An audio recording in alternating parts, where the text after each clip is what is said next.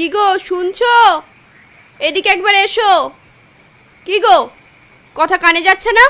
কি হলো আবার? ওহ, সারাক্ষণ শুধু ডাকাডাকি আর ডাকাডাকি, ভালো লাগে না। একটু শান্তিতে যে দোকানে বসবো তারও উপায় নেই। হ্যাঁ, কি হয়েছে বলো।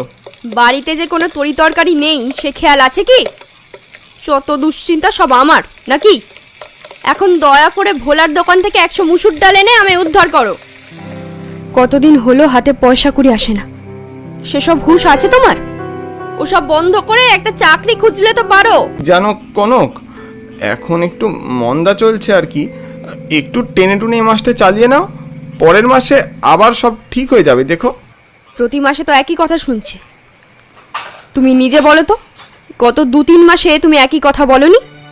ব্যাংকে আর মাত্র কয়েকটা টাকা পড়ে আছে, এই দিয়ে আরো কয়েকটা মাস